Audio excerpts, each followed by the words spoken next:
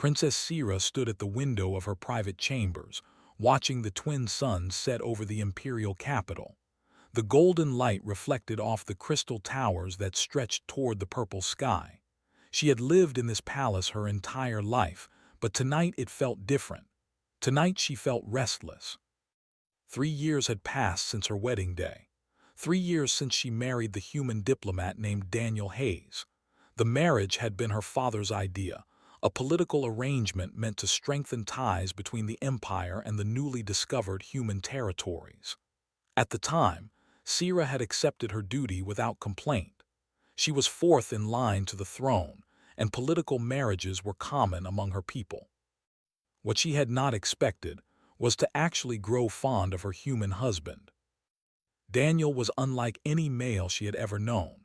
They were a proud warrior race, descended from reptilian ancestors who had conquered their harsh world through strength and ferocity.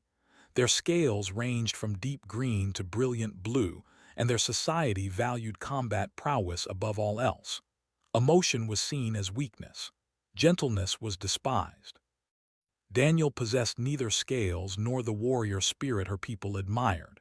He was soft by standards, with pale skin and dark hair that fell across his forehead when he studied his reports. He smiled often, something that made the court nobles uncomfortable. He preferred books to weapons, and he spoke of negotiation and understanding rather than conquest. The palace courtiers called him the harmless human behind his back. Sometimes they said it to his face. Sira heard footsteps approaching and turned to see Daniel entering their chambers. He carried a stack of diplomatic papers under one arm and wore the simple blue uniform of Earth's Cultural Liaison Office. His face brightened when he saw her, and he set down his papers to join her at the window. "Beautiful evening," he said, standing beside her. Sira nodded, but her mind was elsewhere. There was another incident at court today. Daniel's expression did not change. "Let me guess, General." He made jokes about humans during the military briefing. He said your people are decorative pets who exist to make the galaxy more pleasant. Everyone laughed. Sira's voice carried an edge of anger. I wanted to challenge him, but Father would not allow it. Daniel reached out and gently touched her arm. "It does not bother me." "It should bother you," Sira said, pulling away. "You represent your entire species. When they insult you, they insult all of Earth." "They insult what they do not understand," Daniel replied calmly. "Earth has only been part of the galactic community for 15 years. We are still new to most species. They will learn in time." Sira studied her husband's face, searching for signs of hidden anger or wounded pride. She found nothing but that same gentle patience he always showed. It frustrated her. Sometimes she wished he would roar back at his tormentors, prove that humans had fire in their blood. But Daniel never raised his voice. He never clenched his fists. He simply endured with quiet dignity. "How do your people view us?" Sira asked suddenly. "Do humans think are cruel bullies?" Daniel considered the question carefully. "Humans think are strong and honorable. We respect your military achievements and your long history. We hope to learn from you." That is a diplomatic answer. "I am a diplomat," Daniel said with a slight smile. Before Sira could respond, a chime sounded from the communication panel near the door. Daniel moved to answer it, and the image of Commander Vex appeared in the holographic display. Vex served as the Emperor's military aide, and his presence meant urgent news. "Princess Sira, your father requests your presence in the War Council chamber immediately. You as well, Ambassador Hayes." Sira felt her stomach tighten. "What has happened?" "The Dominion has attacked our border colonies. 3 worlds are under assault. The Emperor is assembling his advisors." The hologram vanished, leaving Sira and Daniel standing in sudden silence. They were an ancient enemy, a militant empire that had fought them for generations. Periods of peace never lasted long between their civilizations. "This is serious," Sira said, already moving toward the door. "They do not attack unless they believe they can win." Daniel followed her through the palace corridors.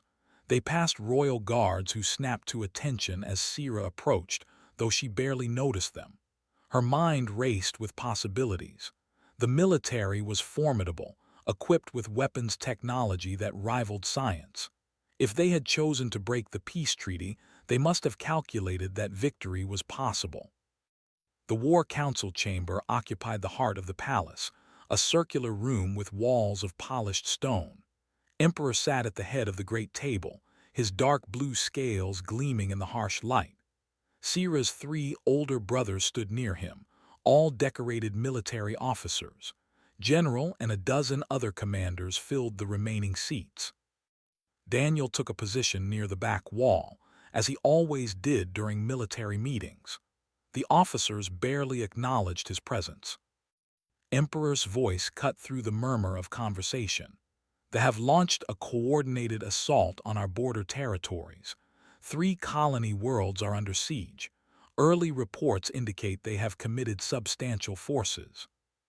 A holographic map appeared above the center of the table, showing the affected star systems in red. General leaned forward, his yellow eyes narrowing. "This is not a raid," growled. "This is the beginning of a full invasion. They mean to test our strength."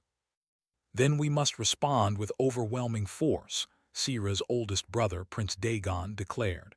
"Show them that the Empire does not bend." Murmurs of agreement rippled through the assembled commanders. Sira watched her father's face, trying to read his thoughts. The Emperor had ruled for 40 years, surviving 3 wars and countless smaller conflicts. He did not make decisions hastily. "What of our allies?" Emperor asked, his gaze sweeping the room. "Have any offered support?" Commander Vex consulted his data tablet. "The Confederation has expressed concern but will not commit forces. The Assembly suggests diplomatic negotiations." "Cowards all of them," General spat. "They will watch us fight and scavenge what remains." From his position against the wall, Daniel spoke quietly. "Earth's Defense Command has authorized me to offer military assistance.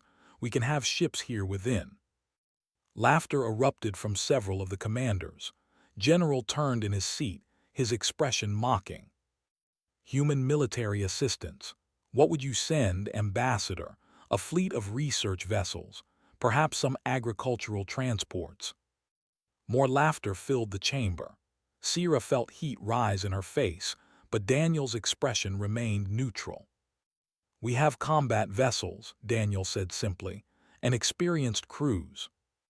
I am sure your ships are adequate for defending garden worlds from pirates," said, his voice dripping with condescension. "But the field warships that could crush your entire fleet without slowing down. We thank you for the offer, but the Empire will handle this matter ourselves." Emperor raised a hand, silencing the room. "Ambassador Hayes, your offer is noted and appreciated. However, General is correct that we would not want to place human vessels in unnecessary danger. Your people are new to interstellar warfare. They are not a foe for beginners." Daniel bowed his head slightly. "As you wish, Your Majesty. The offer remains open if circumstances change." The meeting continued for another hour, with various commanders proposing strategies and tactics. Daniel remained silent, occasionally making notes on his personal data pad. Sira caught him glancing at the tactical displays with an intensity she had not seen before, but when he noticed her watching, his expression softened back to its usual calm. When the council finally adjourned, Sira walked with Daniel back to their chambers. The palace corridors felt colder than before. "You were right to offer help," Sira said, "even if they refused." "They do not know what they are refusing," Daniel replied quietly. Something in his tone made Sira stop walking. "What do you mean?" Daniel looked at her with an expression she could not quite read.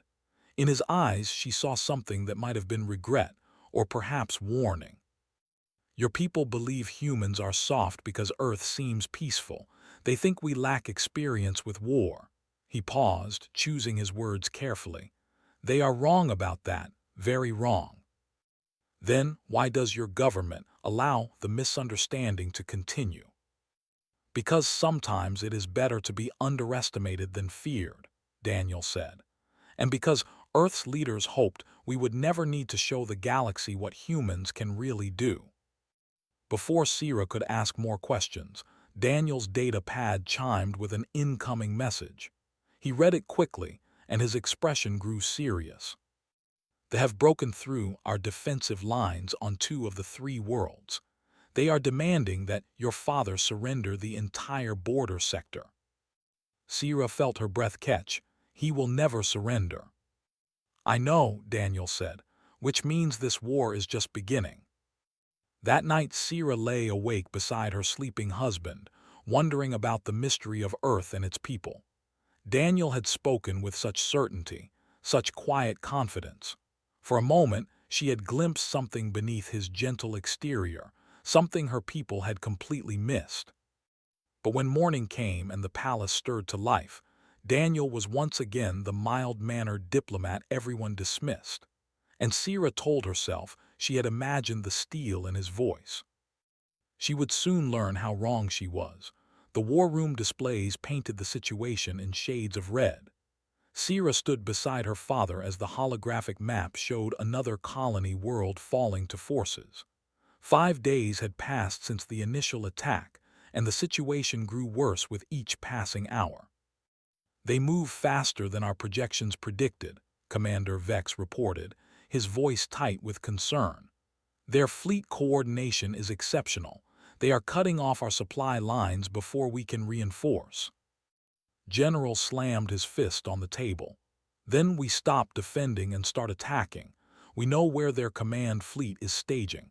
We strike there with everything we have. Prince Dagon nodded in agreement. A decisive blow to their leadership would throw their invasion into chaos. It is our best option. Emperor studied the tactical display in silence. Sierra watched her father's face, seeing the weight of command settling on his shoulders. Thousands of lives depended on his next decision. Daniel stood in his usual position against the wall, but Sierra noticed his attention was completely focused on the holographic displays. His eyes moved rapidly, analyzing attack vectors and fleet positions. For someone who claimed no military expertise, he seemed remarkably interested in the tactical details. Our intelligence division has located the command fleet, Vex continued. They are positioned near the Threshold Nebula, apparently using it as cover for their operations. If we commit our main battle fleet, we could end this war quickly. Or walk into a trap, Daniel said quietly. Every head in the room turned toward him. General's expression darkened. Did the human diplomat just question our intelligence? Said, his voice dangerously low. Daniel met the general's stare without flinching. I am questioning the convenience. They have concealed their movements effectively for 5 days, but suddenly we find their command fleet exactly where we need them to be. That seems unlikely. You think our intelligence officers are incompetent? Prince Dagon challenged. I think they are clever, Daniel replied, and clever enemies provide the intelligence you want to receive. General stood, his full height imposing. Perhaps humans lack the courage for bold action. Perhaps you prefer to hide behind words while warriors fight your battles. Sierra saw Daniel's jaw tighten slightly, but his voice remained calm. I prefer to survive battles by avoiding obvious traps. Enough, Emperor commanded. The room fell silent. Ambassador Hayes raises a valid concern, but we cannot ignore an opportunity to strike at the enemy's leadership. General, begin preparations to move the main fleet to the Threshold Nebula. However, we will proceed with caution. Bowed triumph evident in his expression. Yes, Your Majesty, we depart within 12 hours. As the council dispersed, Sierra caught Daniel's arm. You made an enemy of today. I already was his enemy, Daniel said. I just chose to speak honestly instead of remaining silent. They walked together through the palace gardens, where bioluminescent flowers provided soft light in the gathering darkness. Sira wanted to ask Daniel more about his concerns, but a messenger interrupted them. Ambassador Hayes, urgent communication from Earth, encrypted channel. Daniel's expression shifted almost imperceptibly. Thank you. I will take it in my office. I will come with you, Sira said. For the first time since she had known him, Daniel hesitated. These communications are sometimes technical, government matters that might bore you. Sira raised an eyebrow. I am a princess of the Empire. I am accustomed to boring government matters. Daniel smiled, but it did not reach his eyes. Of course, this way. His office was modest compared to most palace chambers, filled with books and diplomatic reports. Daniel activated a secure terminal, and the image of an older human male appeared on the screen. He wore a dark uniform Sira did not recognize, with insignia that suggested high rank. Ambassador Hayes, the man said, we have been monitoring the situation. The fleet is making a mistake. I know, Daniel replied. I tried to warn them, but they would not listen. Then we proceed with Contingency Plan 7. I am moving the task force into position. Sira stepped closer to the screen. Who is this? The uniformed man glanced at Daniel, who sighed. Princess Sira, this is Admiral Cole of Earth's Defense Command. Admiral, my wife insists on being present. Cole studied Sira for a moment. Your Highness, I apologize for the informal introduction. We are trying to prevent a disaster. What disaster? Sira demanded. And what task force? Daniel closed his eyes briefly, then opened them with a look of resignation. The ambush waiting at the Threshold Nebula. My government has been tracking their fleet movements independently. There are 3 times as many ships as your intelligence suggests. Sira felt her blood run cold. You knew this and said nothing. I said something, Daniel corrected gently, in the council chamber, but no one wanted to hear it from a human.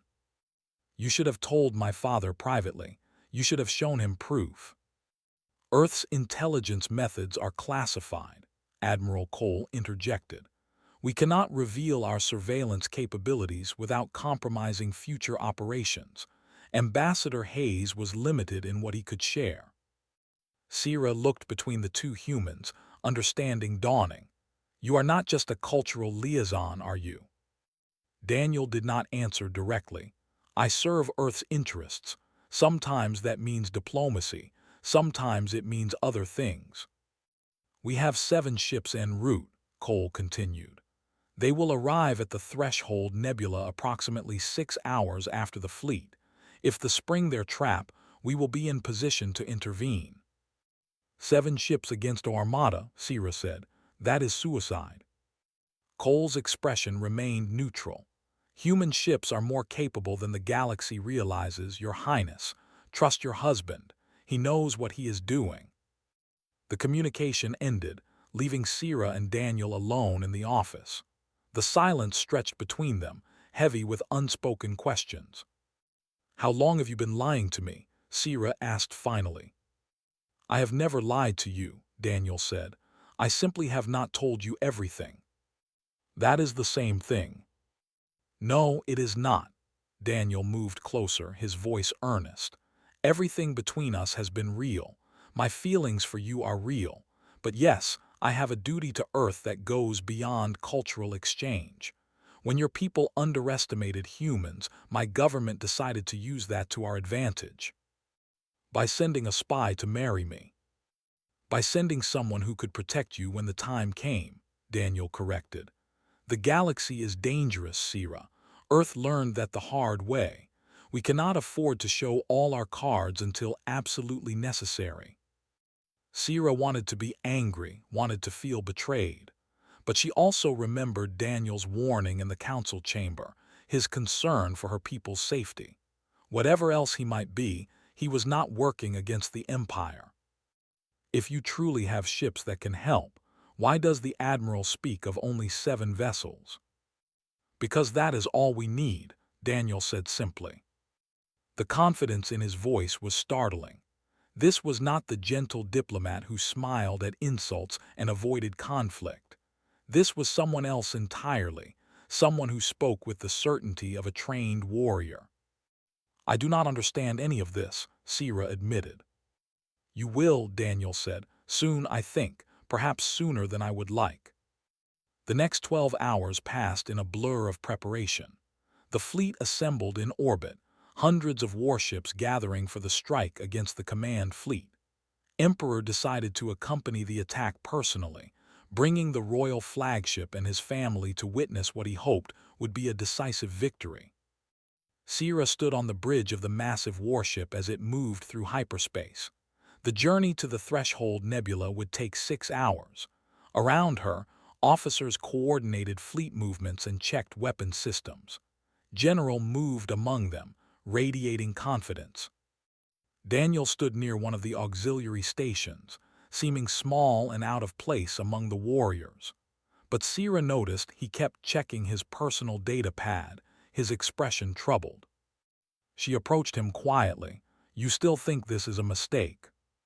"I know it is a mistake," Daniel replied, "but sometimes people need to learn lessons themselves. People are going to die." "Yes," Daniel agreed, his voice heavy. "That is what war means." "You sound like you have seen war before." Daniel looked at her, and for a moment his mask slipped completely. In his eyes she saw something ancient and terrible, a shadow of violence that made her scales prickle with instinctive recognition. "Earth has seen more war than you can imagine," he said softly. "We just hide it well." Before Sira could respond, the fleet dropped out of hyperspace. The Threshold Nebula spread before them, a vast cloud of purple and blue gas that stretched across light years. Sensors immediately detected the command fleet exactly where intelligence had predicted. General laughed triumphantly. "There they are, exactly as reported. The humans' concerns were baseless." Emperor nodded slowly. "Begin the attack. All ships advance to firing range." The fleet moved forward in perfect formation, their weapons charging. Sira felt her heart's pounding as battle approached. This would be her first experience with real combat, and despite her warrior upbringing, she felt a flutter of fear. Daniel's data pad chimed softly. He glanced at it, then closed his eyes briefly. "What is wrong?" Sira asked. "They are about to spring the trap," Daniel said, "in approximately 30 seconds. "How can you possibly know that?" Daniel looked at her with something like pity. "Because I have done this before. I know how ambushes work." 20 seconds later, the trap closed around the fleet. Ships emerged from the nebula clouds on all sides, far more than intelligence had predicted. Weapons fire lit up the darkness as they opened fire from multiple directions simultaneously. The formation broke apart as commanders realized they were surrounded.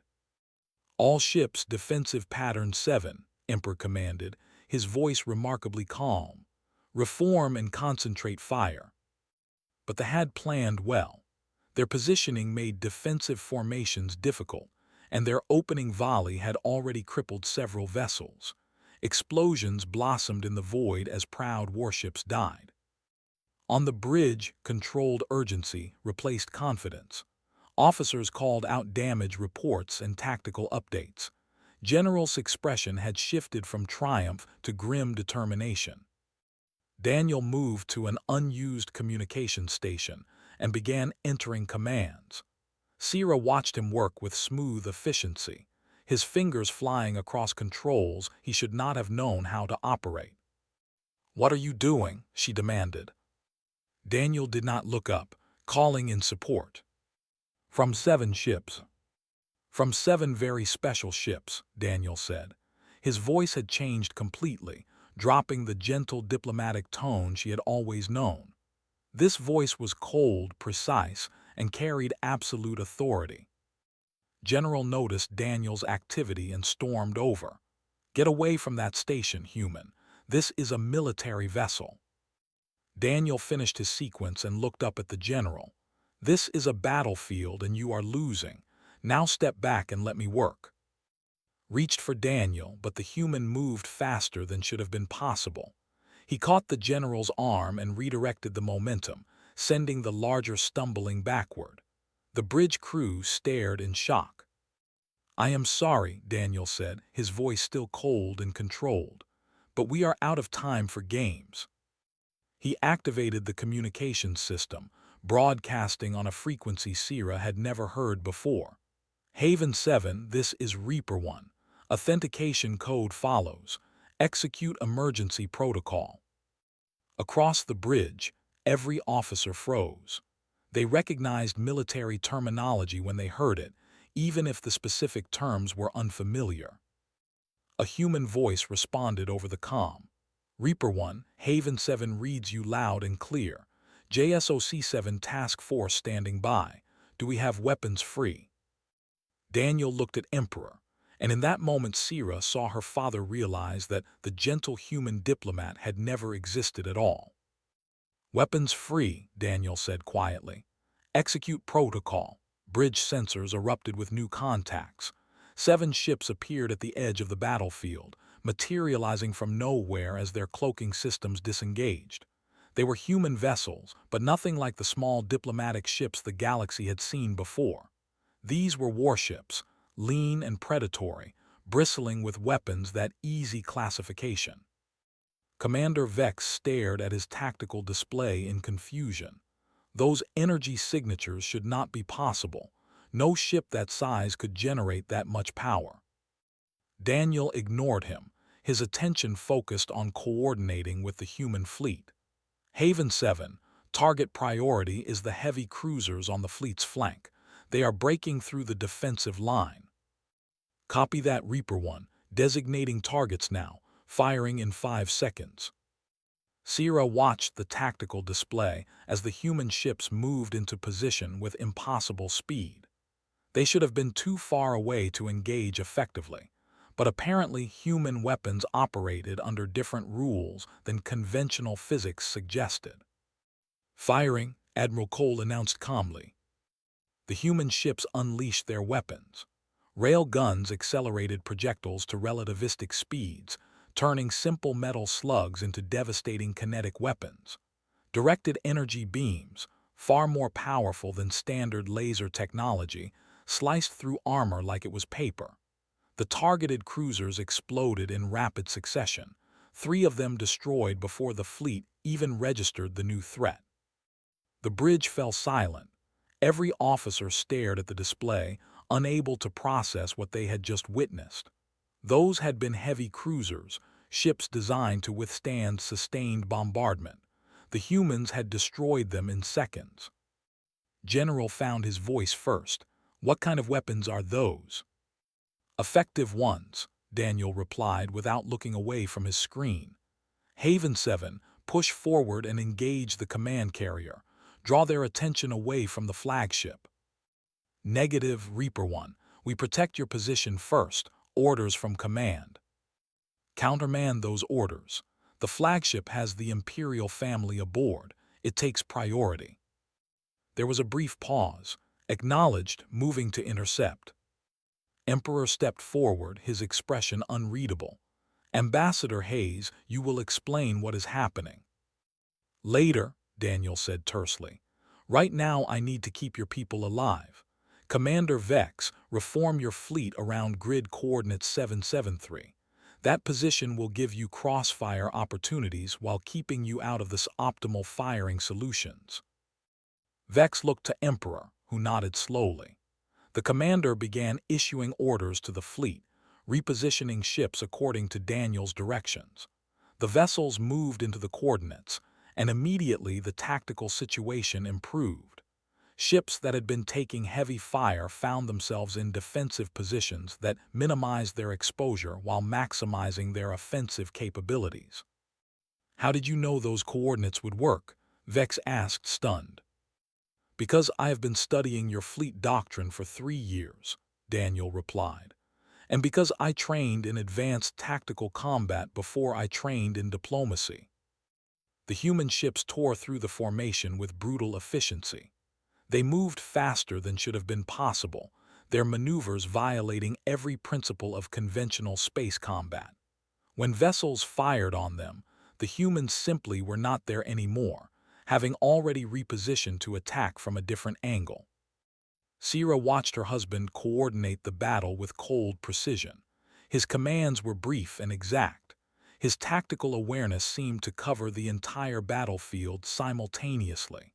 This was not the gentle man who read poetry and discussed philosophy with her in the gardens. This was a warrior, perhaps even more dangerous than the generals who had mocked him. "Command carrier is taking heavy damage," Admiral Cole reported. "They are trying to withdraw." "Do not let them," Daniel ordered. "Cut off their escape vectors. If they retreat and regroup, this happens again in 6 months." "Copy that. Haven 3 and Haven 5 block the northern exit. Haven 6 deploy countermeasures on the southern approach." The human ships moved like a pack of predators, coordinating with an efficiency that suggested extensive combat experience. They drove the forces back, forcing them into formations where the fleet could bring more weapons to bear. Commander, the fleet leader, apparently realized his ambush had become a trap. His forces began a fighting retreat, but the humans had already positioned themselves to block the obvious escape routes. The battle turned into a slaughter as ships found themselves caught between human precision and firepower. "They are breaking," General observed, his voice mixing respect with confusion. "The humans fight like nothing I have ever seen." "That is because you have never seen humans fight," Daniel said. "You only saw what we wanted you to see." Prince Dagon approached Daniel's station. "You are military, not diplomatic corps." "I am both," Daniel replied. "Your Highness, I suggest you brace for impact. They are going to try one final desperate move." "What move?" As if answering the question, proximity alarms blared across the bridge. A damaged assault carrier, burning and dying, had changed course directly toward the flagship. "They are ramming us," Commander Vex shouted. "All power to forward shields." "Shields will not stop a ship that size," Daniel said, his fingers flying across his controls. "Haven 7, I need covering fire on the assault carrier. Target their engine core." "Too close to your position, Reaper 1. If we hit their reactor, the explosion could damage your ship." "Do it anyway. We have better shields than they think." "Your funeral firing." The human flagship's main cannon discharged with a lance of pure energy that struck the carrier's engine section. The dying ship exploded in a brilliant flash, pieces of burning wreckage scattering across space. Some fragments peppered the flagship's shields, but none penetrated. Sira released a breath she had not known she was holding. Her father placed a hand on her shoulder, his expression grim but grateful. "It seems we owe the humans a debt," Emperor said quietly. Before anyone could respond, new alarms sounded. "Multiple breach points," an officer called out. "Boarding parties have attached to our hull. They are cutting through." "How is that possible?" demanded. "We should have detected their approach." "Stealth pods launched during the ram attempt," Daniel said, reading his display. "Clever. They sacrificed the carrier to get boarding teams past our defenses." He looked at Sira with something like regret. "I need to leave the bridge." "You are coordinating the fleet," Emperor said. "Stay at your station." "Admiral Cole can handle fleet coordination, but those boarding parties are coming here. They want to capture or kill the Imperial family. Someone needs to stop them." "We have security forces," growled. "Your security forces train against combat techniques. They fight differently, and they are very good at boarding actions." Daniel moved toward the bridge exit. "I am very good at stopping them." "You are a diplomat," Prince Dagon said. "What could you possibly do against shock troops?" Daniel paused at the doorway and looked back. For the first time since the battle began, he smiled. It was not a gentle smile. "I'm going to show you what humans really are." Then he was gone, moving through the corridor with purpose. Sira made to follow, but her father stopped her. Let him go. We have larger concerns. But Sierra could not stop thinking about the expression on Daniel's face. She had seen that look before, in the eyes of warriors heading into combat. It was the look of someone who knew violence intimately and did not fear it. On the tactical display, the fleet continued to crumble under the combined assault of human and forces. Admiral Cole's voice came through clearly, directing his ships with the same cold efficiency Daniel had shown. Reaper 1 has left the bridge, Cole observed. Boarding parties. Confirmed, Commander Vex replied, having taken over Daniel's station. Multiple breaches on decks 7 through 12. Then I suggest you keep your people away from those sections. When Colonel Hayes goes to work, things get messy. Colonel, Sierra repeated, looking at the communication panel. Daniel is a colonel. Was a colonel, Cole corrected. He retired from active combat duty to take the diplomatic position, but you never really stopped being what you trained to be. Your husband, Princess, commanded Earth's most elite special operations units before he became an ambassador. He has fought in more battles than most of your generals. The revelation hit Sierra like a physical blow. 3 years of marriage, and she had never suspected. Daniel had hidden his true nature so completely that even she, who shared his bed and his life, had not seen past the mask. Why did he not tell me? She asked softly. Because his mission required him to appear harmless, Cole replied. Earth's government needed eyes and ears in the court. We needed someone who could move freely, observe without suspicion, and prepare for scenarios exactly like this one. Ambassador Hayes volunteered for the assignment. So our marriage was just an operation to him. There was a pause before Cole responded, and when he spoke, his voice was gentler. I cannot speak to his personal feelings, Princess, but I can tell you that Colonel Hayes requested this assignment specifically after learning about you. He could have sent someone else, but he chose to go himself. Make of that what you will.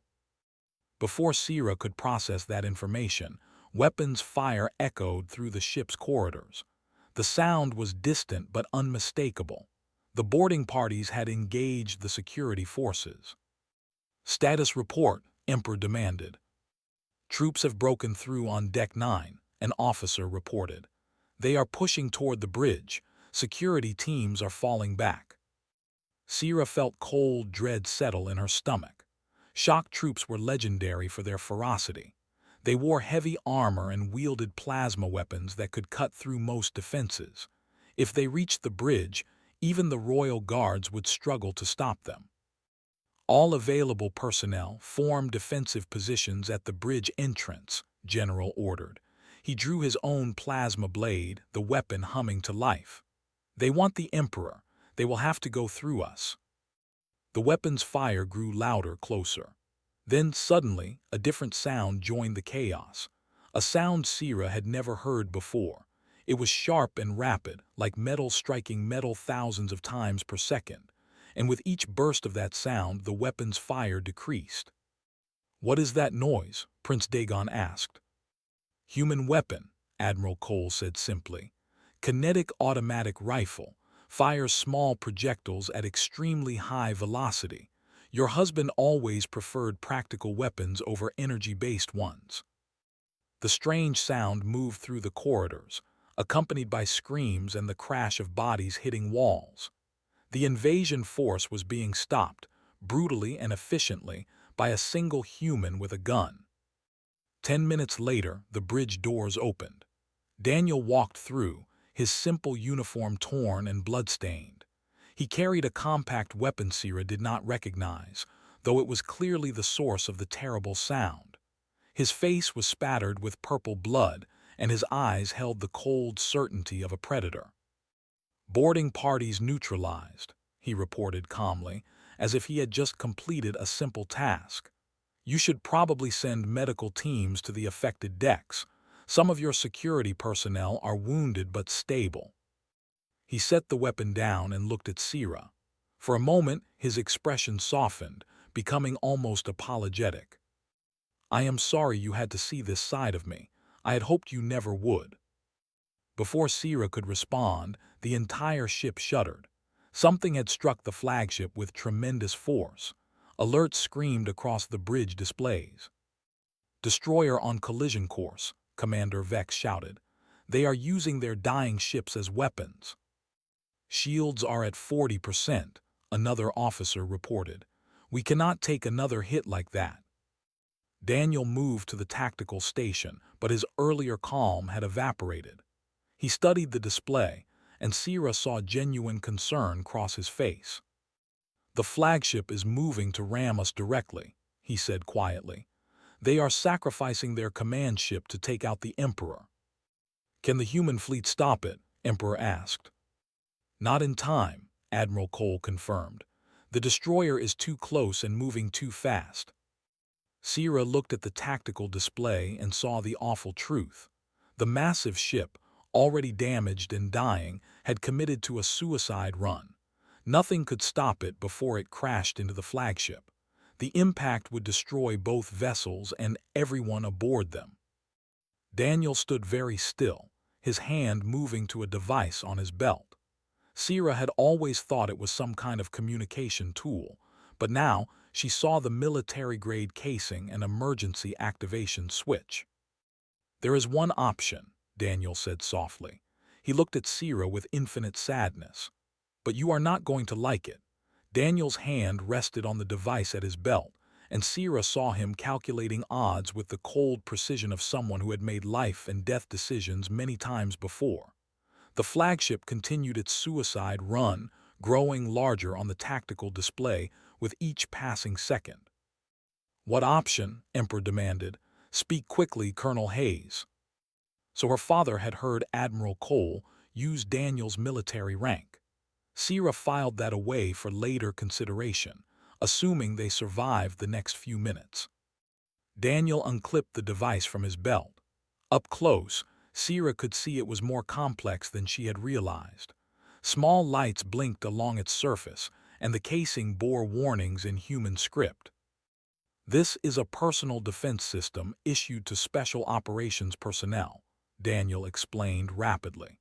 "It generates a directional kinetic pulse combined with electromagnetic shielding. It is designed to disable enemies and equipment in a combat situation." "Then use it," General said. "Stop the ship."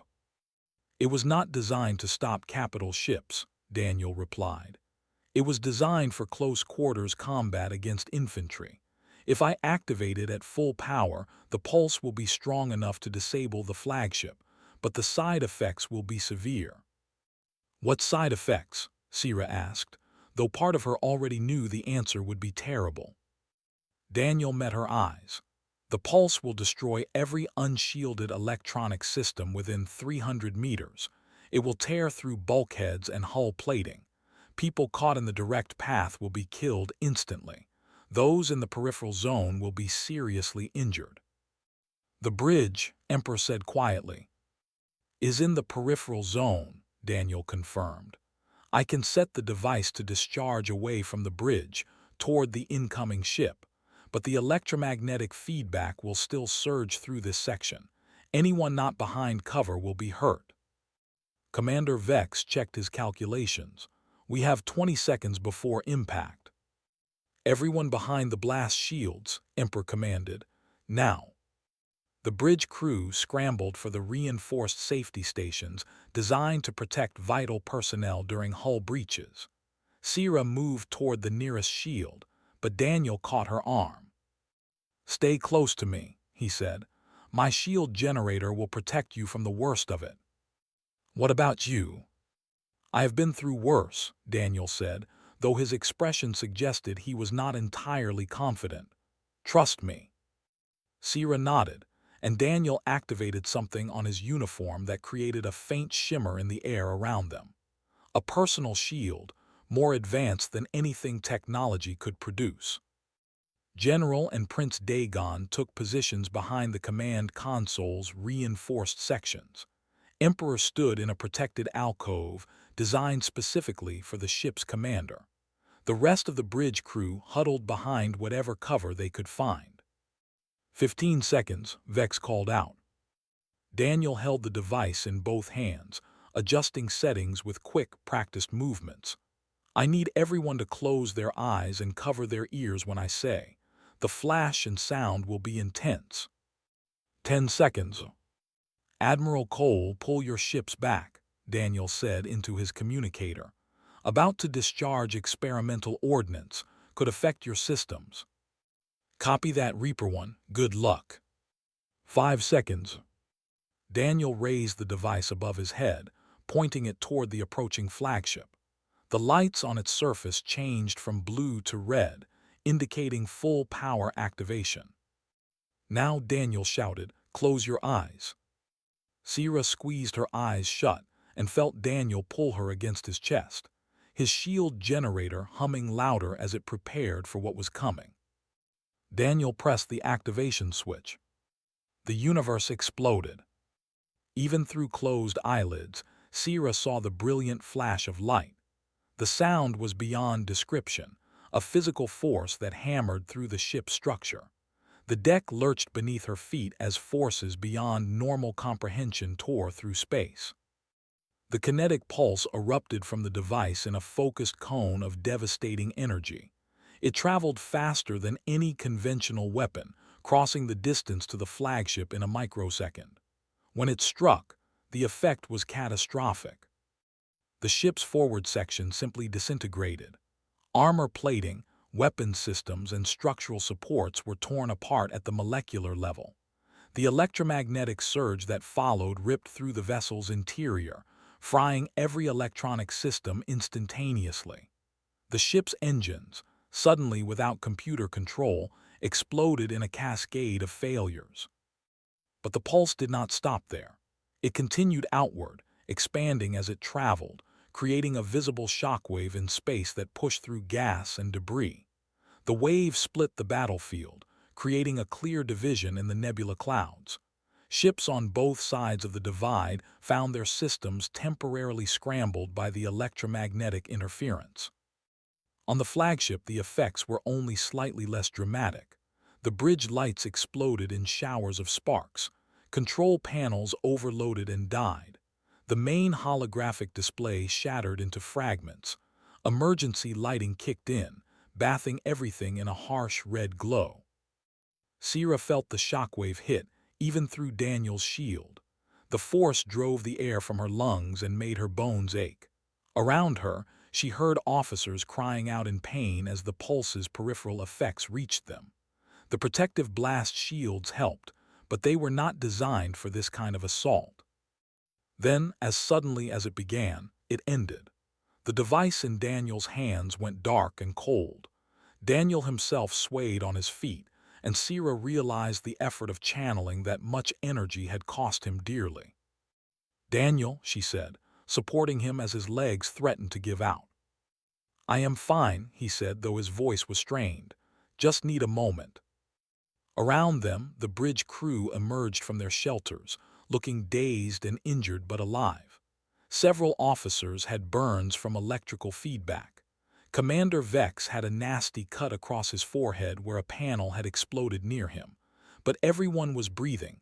Everyone was conscious. "Status report," Emperor called out, his voice remarkably steady given what had just happened. "Main power is offline," an officer reported, his hands moving across a backup control panel. "Backup systems are engaging. Weapons, shields, and propulsion are non-functional. We are dead in space."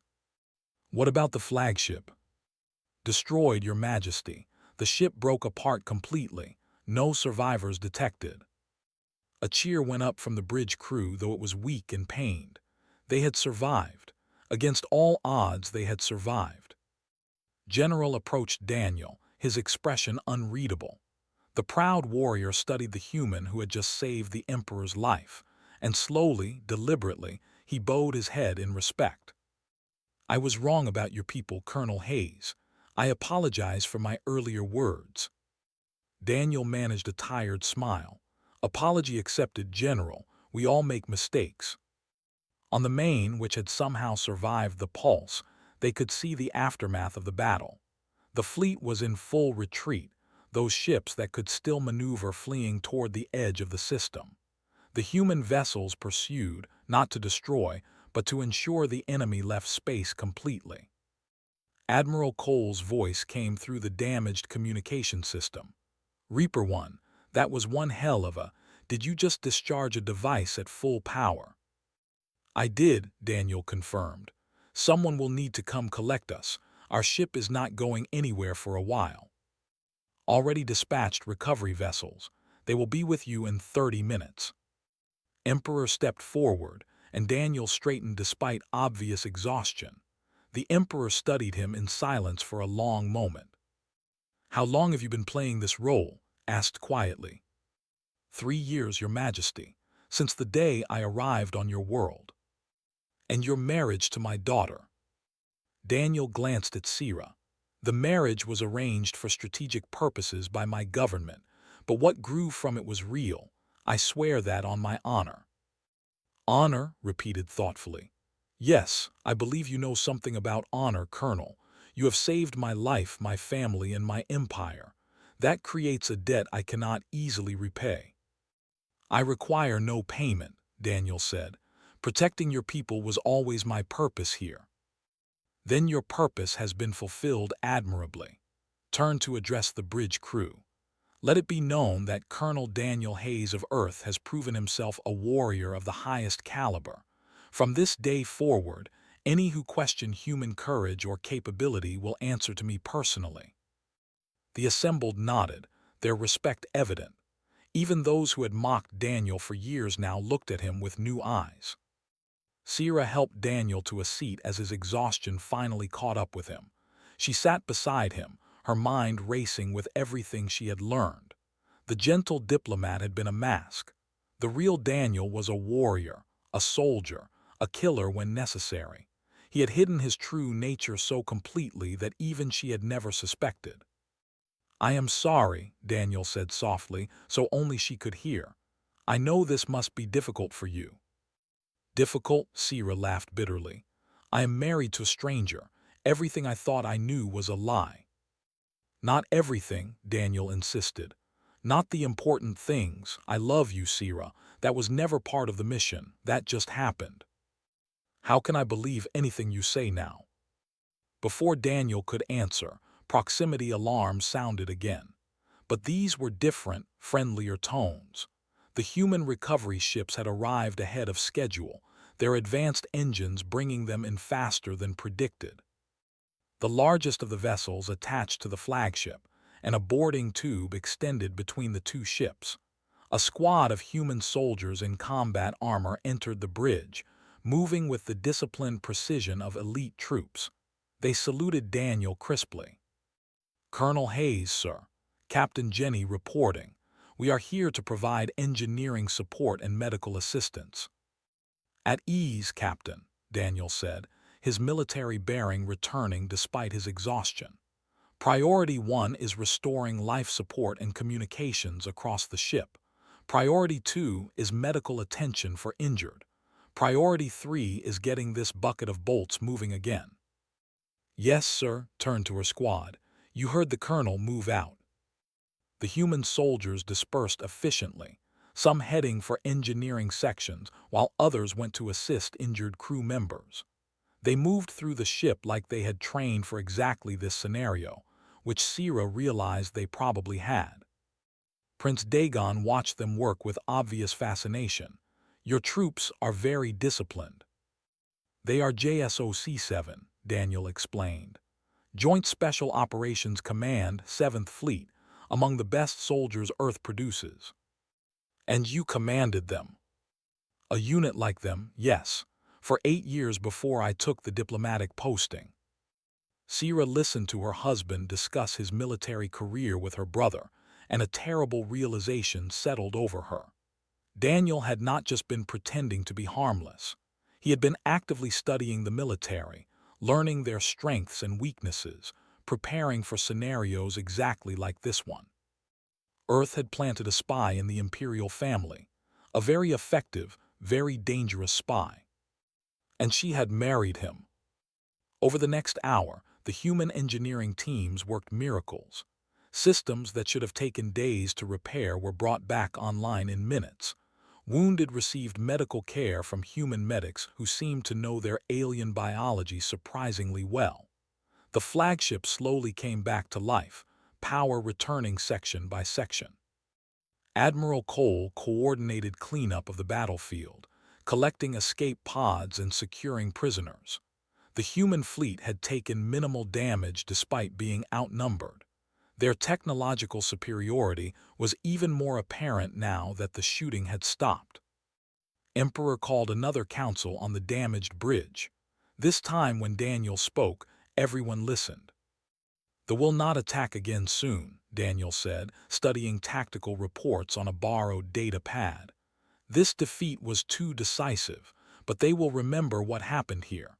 The galaxy will remember. Earth can no longer pretend to be weak."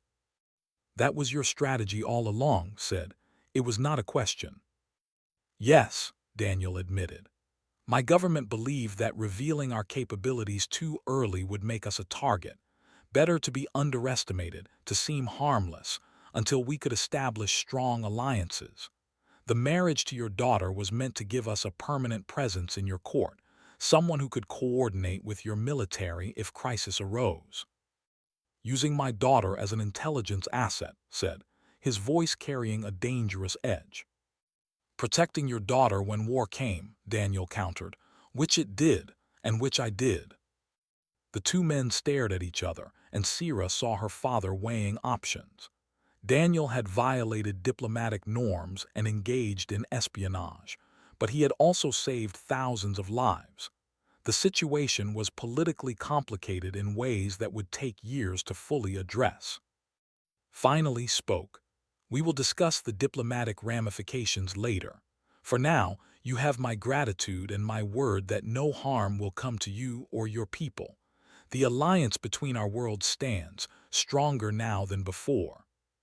"Thank you, Your Majesty." As the council dispersed, Sira finally managed to get Daniel alone in a small observation room. The stars stretched before them, beautiful and indifferent to the drama that had unfolded. "I need to know," Sira said. "Did you ever actually care about me, or was I just another mission objective?" Daniel turned to face her fully. He looked exhausted, both physically and emotionally. The mask he had worn for 3 years was gone completely, leaving only brutal honesty. "At first, you were part of the mission," he admitted. "I was supposed to marry into the imperial family, establish trust, and gather intelligence. I volunteered for the assignment because it seemed like a challenge, a way to serve Earth without active combat. And then I met you," Daniel said simply. "You were smart, funny, kind despite your warrior culture. You treated me with respect when no one else did. You made me feel like a person instead of a tool. I fell in love with you, Sira. That was never part of the plan. It just happened." "How can I believe that?" "Because I could have stayed on the flagship's bridge and coordinated the battle from safety," Daniel said. "Because I could have let your security forces handle the boarding parties. Instead, I went into the corridors with a rifle and killed 17 soldiers to keep them from reaching you. I discharged a weapon that could have killed me to save your life. Does that sound like someone who was just following orders?" Sira wanted to stay angry, wanted to maintain her sense of betrayal. But she also remembered the look in Daniel's eyes when he had told her to stay close to him. The way he had shielded her with his own body when he discharged the device. The sadness in his voice when he said he was sorry she had to see what he really was. "I need time," she said finally. "Time to process all of this." "I understand," Daniel said. "Take all the time you need. I will be here when you are ready to talk." He turned to leave, but Sira caught his arm. "Daniel," she said, "thank you for saving us. Whatever else you are, whatever lies you told, you did save my life and my family. I acknowledge that debt." Daniel smiled sadly. "You owe me nothing, Sira. Everything I did because I wanted to. Because despite the mission, despite the deception, you became the most important person in my life." Then he was gone, leaving Sira alone with her thoughts and a view of the stars. 3 days passed before Sira spoke to Daniel again. 3 days of diplomatic meetings, damage assessments, and endless discussions about what the battle meant for the galaxy's political landscape. 3 days of watching her husband from a distance, seeing him work with military commanders who now treated him with genuine respect instead of mockery. The human fleet remained in space, ostensibly to help with repairs but really to demonstrate Earth's commitment to the Alliance. Admiral Cole met with Emperor multiple times, working out details of a formal military partnership that would change everything. News of the battle spread quickly. The surrender was formalized. Other galactic powers sent urgent diplomatic messages, suddenly very interested in establishing relationships with Earth. The humans who had seemed so weak and harmless were revealed as a military force that could change the balance of power across multiple sectors. Sira spent those 3 days reviewing recordings of the battle. She watched Daniel transform from mild-mannered diplomat to lethal warrior. She saw him fight through corridors with brutal efficiency. She watched him discharge the device, splitting the battlefield and saving everyone aboard the flagship. She also accessed his full military file, which had been after the battle. Colonel Daniel Hayes had been awarded Earth's highest military honors multiple times.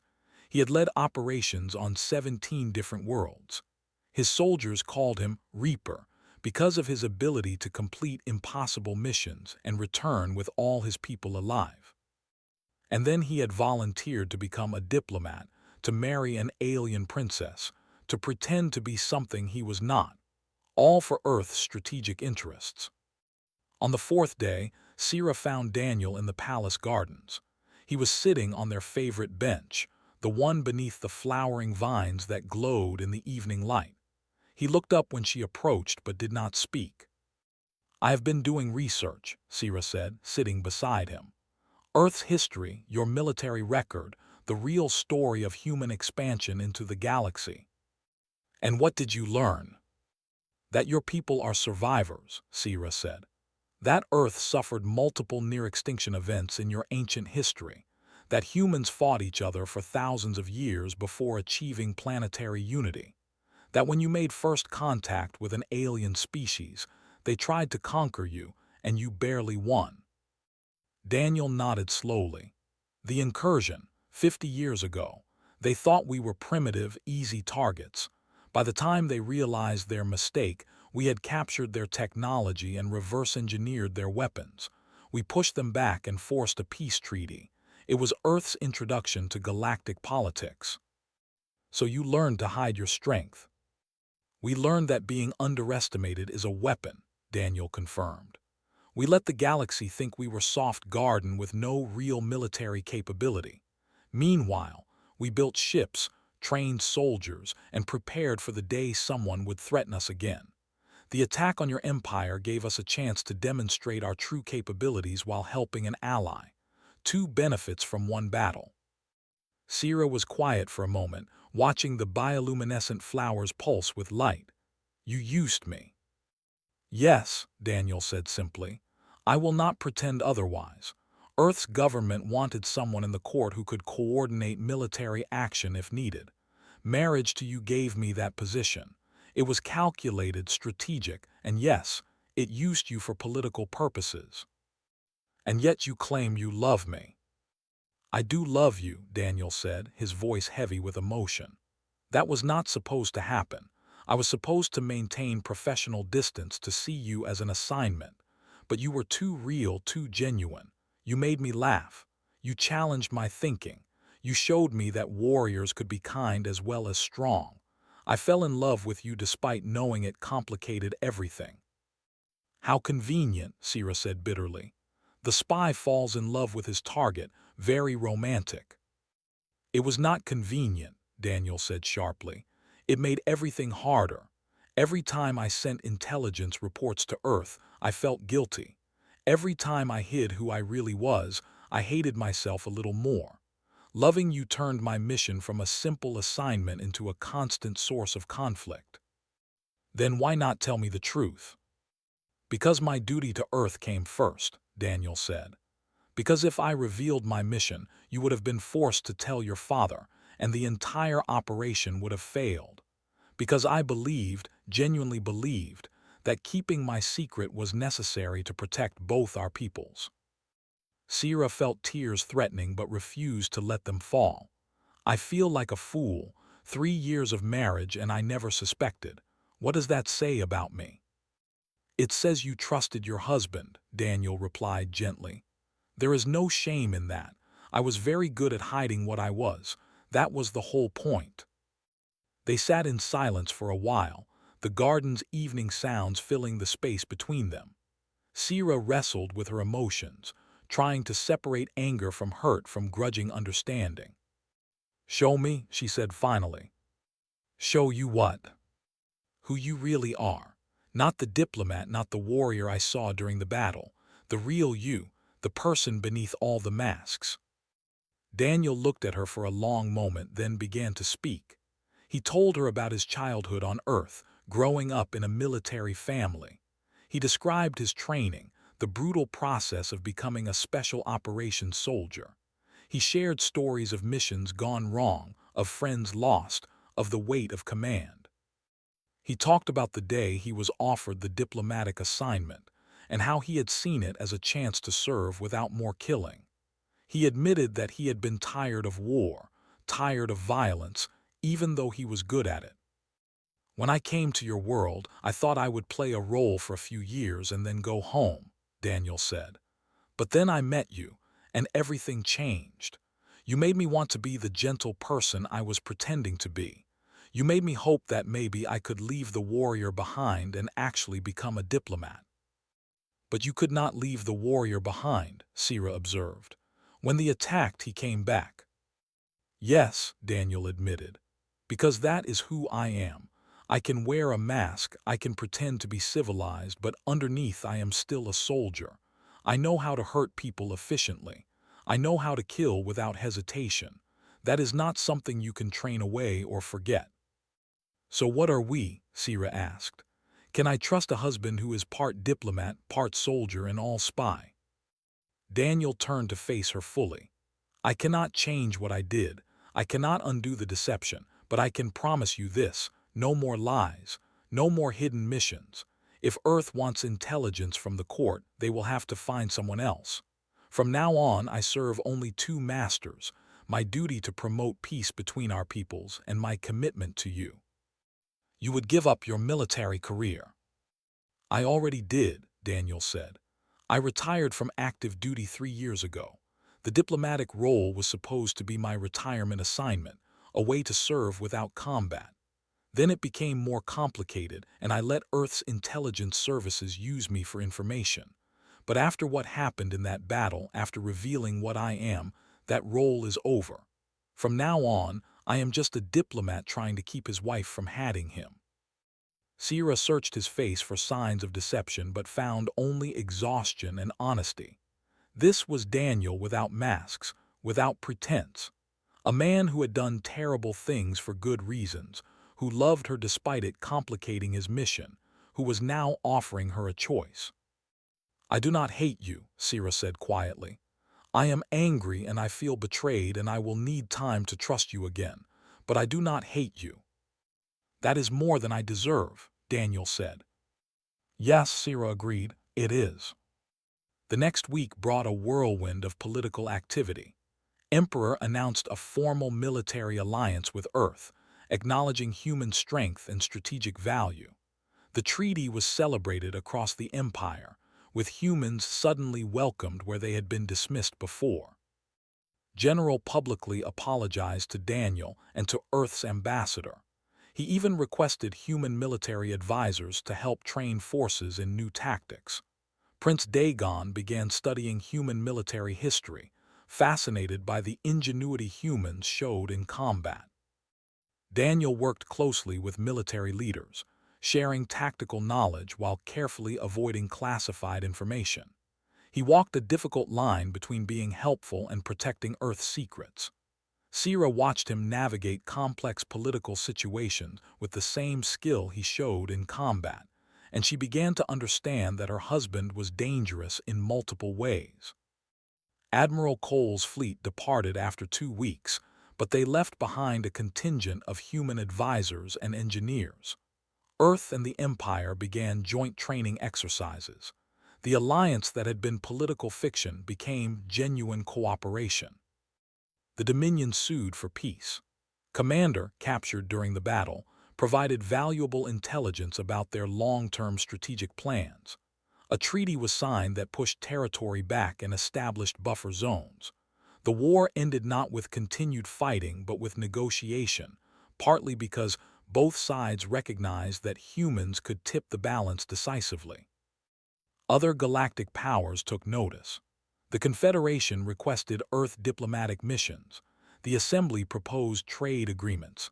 Species that had dismissed humans as irrelevant suddenly wanted partnerships.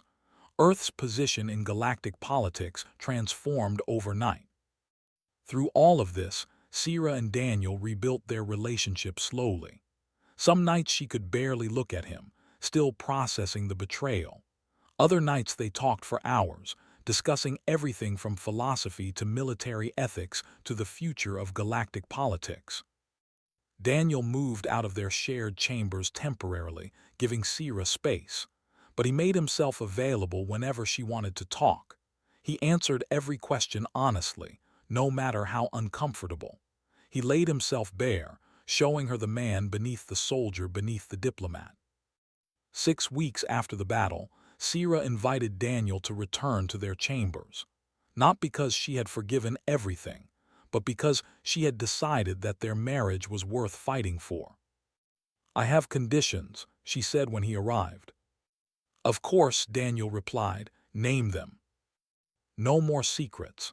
If Earth asks you to spy again, you refuse. If you cannot tell me something because of classified information, you say so directly instead of lying. And you teach me some of those combat techniques you used. If my husband is a warrior, then his wife should be too." Daniel smiled, the first genuine smile she had seen from him in weeks. "I can agree to all of that. Though I should warn you, my combat training program is not gentle." "Good," Sierra said. "I am tired of gentle." They developed a new routine over the following months.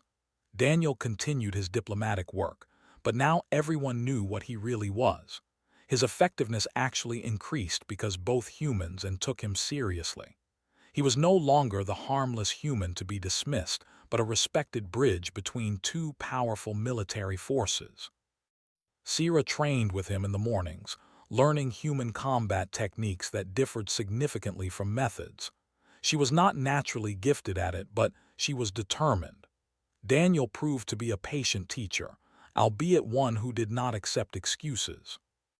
Their relationship deepened in unexpected ways. Removing the lies and secrets created space for genuine intimacy. Sierra found she actually preferred the real Daniel to the diplomatic mask he had worn. He was harder, more cynical, but also more honest and surprisingly more vulnerable.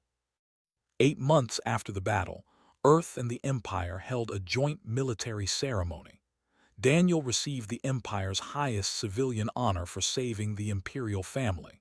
Several human officers were awarded military decorations for their actions during the battle. Emperor spoke at the ceremony, addressing thousands of assembled soldiers from both species. "We have learned an important lesson," said, his voice carrying across the parade ground. "We believed humans were weak because they avoided conflict. We mistook patience for cowardice, diplomacy for inability. We were wrong. Humans are perhaps the most dangerous warriors in the galaxy precisely because they prefer peace. They understand the cost of war because they have paid it so many times." The assembled troops roared their approval. Sierra stood beside Daniel on the reviewing platform, watching her father acknowledge what everyone now knew. "The alliance between our peoples was born in necessity," continued, "but it has grown into something genuine. We are stronger together than we ever were apart. And to those who would threaten either Earth or the Empire, know this. You now face united forces that will defend each other as fiercely as they defend themselves." More cheers. Daniel stood at attention in his dress uniform, looking uncomfortable with the attention. Sira reached over and squeezed his hand briefly. He glanced at her and smiled. After the ceremony, they walked through the palace gardens, just the two of them. The familiar path, the glowing flowers, the bench where they had their first honest conversation after the battle. "Do you regret it?" Sira asked. "Revealing who you really are, your mission is over. Earth cannot use you the same way now." "I regret the necessity," Daniel said, "but not the outcome. Earth needed to show our strength eventually. Better to do it while saving allies than while defending ourselves. And honestly, I am relieved. Maintaining that mask for 3 years was exhausting." "So what now? What does Colonel Daniel Hayes do when he is not pretending to be a harmless diplomat?" "He tries to be the best husband he can be," Daniel said. "And he works to make sure the alliance he helped create actually serves both peoples. There is plenty of work ahead, just different work." They sat on their bench, watching the evening sky darken. The stars emerged one by one, thousands of them, each representing worlds and civilizations that were learning about what humans could do. "I have been thinking," Sira said, "about Earth and why your people hide their strength so well." "And what conclusion did you reach?" "That humans understand something most warrior species miss. True strength is not about proving how dangerous you are. It is about knowing how dangerous you are and choosing not to demonstrate it unless absolutely necessary. The most galactic species want everyone to fear their power. Humans wanted everyone to dismiss their power. Both approaches are strategic, but the human way is more sophisticated." Daniel looked at her with surprise and approval. "That is very insightful. Most species never understand that distinction." "I had a good teacher," Sira said. "A husband who showed me that appearing weak can be the strongest position of all, at least until someone pushes too far, and then you split the battlefield in two." Daniel laughed, and the sound was genuine and warm. "I may have overdone it with the device. Half the galaxy thinks humans have planet-killing weapons now." "Do you?" "That is classified," Daniel said with a slight smile. "But I will say that the device was on the lower end of Earth's experimental weapons scale." Sira shook her head in amazement. "My people thought we were doing Earth a favor by allowing the alliance. We thought we were the powerful ones sharing our strength with weak newcomers." "You are powerful," Daniel said seriously. "Do not diminish that.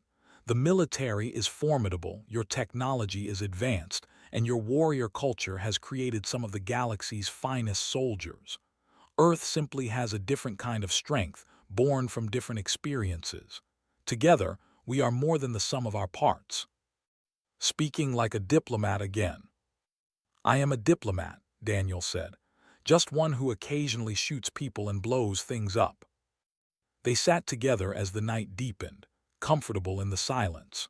Around them, the palace gardens lived their ancient cycle, indifferent to politics and war, and the complex relationship between a princess and her human warrior husband. "I love you," Sira said suddenly. "I am still angry about the lies, and I may bring them up in arguments for the next 50 years. But I love you, Daniel Hayes, whoever you really are."